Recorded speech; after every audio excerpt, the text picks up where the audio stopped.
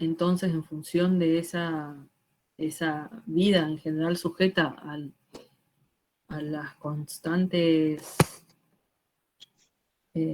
ataques de diferentes grupos, de los diferentes grupos que ustedes dibujaron en Paleocristiano, pero que siguen, y que siguen también los normandos o los vikingos, o las mismas rivalidades entre los diferentes nobles por hacerse el territorio del otro, cómo era esa arquitectura, cómo es la arquitectura de los castillos, cómo es la arquitectura de los monasterios, cómo es la arquitectura de las iglesias.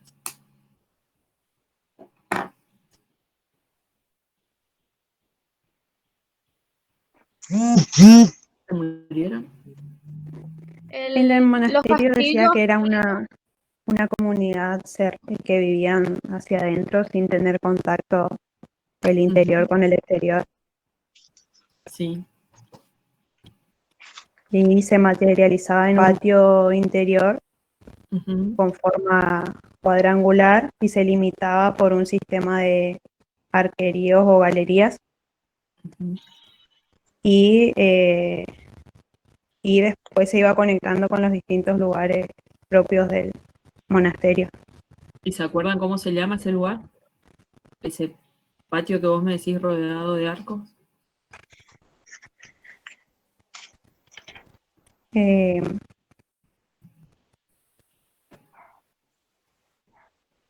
Claustro no era, ¿no? El claustro, ¿tá? Son los claustros. Entonces, en general, están en los monasterios, las iglesias y los claustros. A veces diferentes claustros, diferentes patios, digamos, ¿no? Bueno, ¿cómo eran? ¿De qué estaban construidas y cómo eran?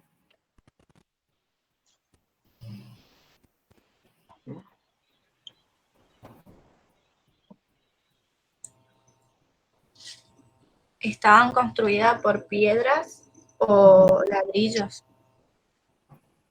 Sí, depende de la geografía, con piedras o ladrillos.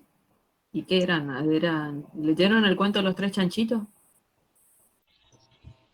Eran construcciones así que uno soplaba y se volaban, eran construcciones hechas de palo, dijeron de piedra y de ladrillos, pero ¿qué aspecto tenían? ¿Uno pensaba que iba a ser fácil ingresar o no?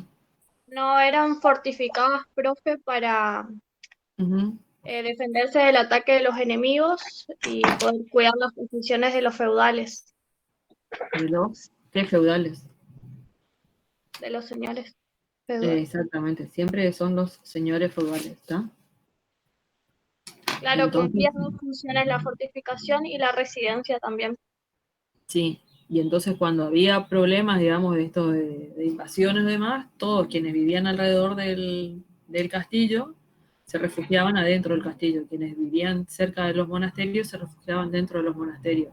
Quienes vivían cerca de alguna de estas iglesias que vamos a ver se refugiaban cerca de las iglesias. Entonces, esa era la seguridad, digamos, que daba el señor feudal, y también por eso las iglesias, aunque ya menos en esta época que vamos a ver las construcciones de estas que vemos, seguían, digamos, con esa necesidad de protección o con esa idea de necesidad de protección.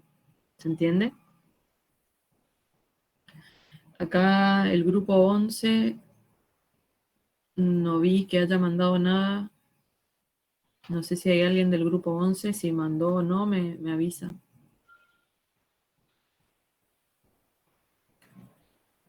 Bueno, estamos. ¿Alguien quiere agregar algo del tema del contexto que no se haya dicho? No sé, Estefanía, vos andas mirando la guía, entonces va. No sé si hay otra lámina o no, porque No. también nos pide el tema de cómo se define la implantación de las iglesias de peregrinación, que son No, las que surgen ahora.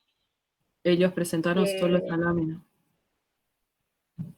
Y a ver, Y el otro grupo, que era el grupo 11, no recibí yo nada. Por lo menos no veo que haya recibido, por eso, si estaban presentes. bueno,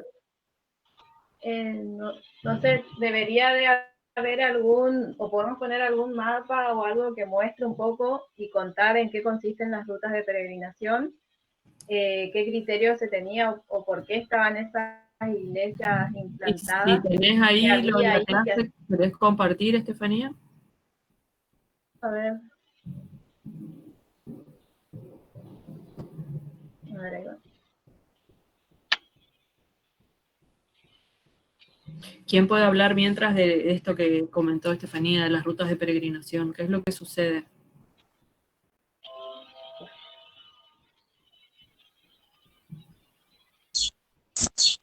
Puede ser, profe, que eran las que antes eran las rutas comerciales de Roma. Y bueno, Antes habían sido las rutas comerciales de Roma. Sí. ¿Y ahora qué eran?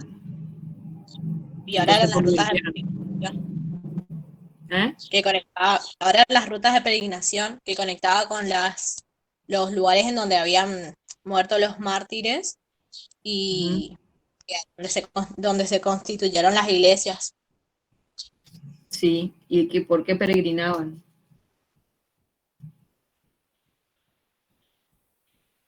¿Por qué peregrinaban? ¿Por qué se hacían las peregrinaciones? En señal de devoción. ¿Se acuerdan en el paleocristiano que dijimos que marcaban esos pilares a lo largo de todo ese recorrido? ¿Que por qué se hacían?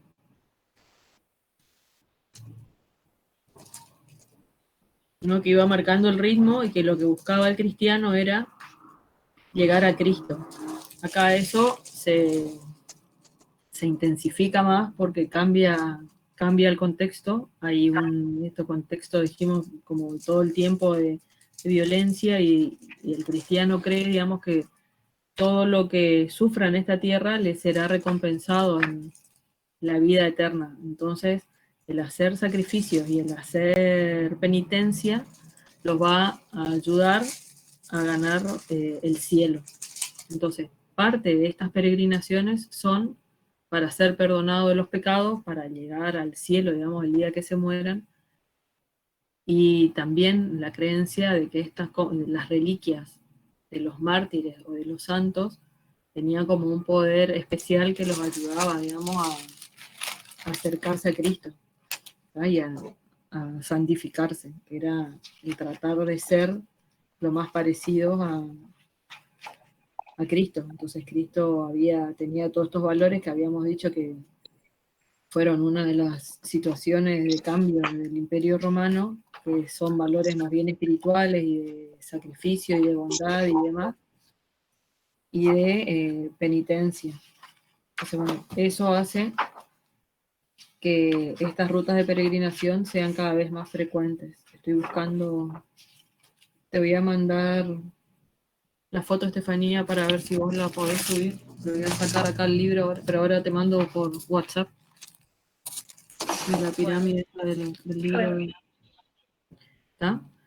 Bueno, compartimos. Claro. Compartiste, vos tenés compartidas las rutas de peregrinación. ¿Vos sacaste ya? Se la No, saqué, sí. ahí voy. Bueno, ¿y cuáles eran esos grandes centros de la cristiandad?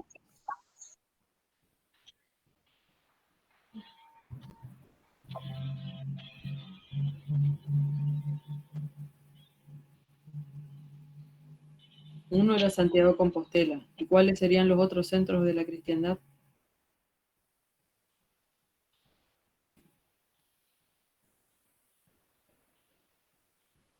Que lo son hasta el día de hoy.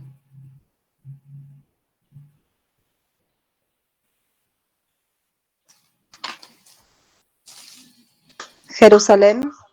Jerusalén, sí, que era otro gran centro de peregrinación y que después se hacen las cruzadas. ¿Y otro?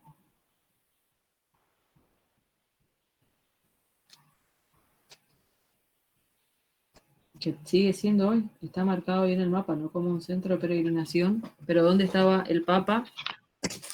¿Dónde está el Papa? Hoy. El Vaticano. Sí, en Roma, ¿ah? En el Vaticano. Será el Vaticano en Roma. Entonces son los tres grandes centros de las peregrinaciones todavía hoy. Santiago, Roma y Jerusalén. Y Belén, digamos. Entonces no es un lugar menor este que estamos viendo de Santiago de Compostela para el mundo cristiano, ¿tá? Como después vamos a ver los que son para el mundo musulmán.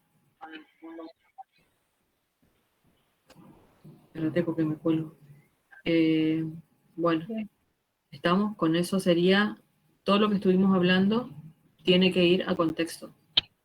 Y como la otra vez, como en la clase anterior, les decimos, vayan tomando nota. porque después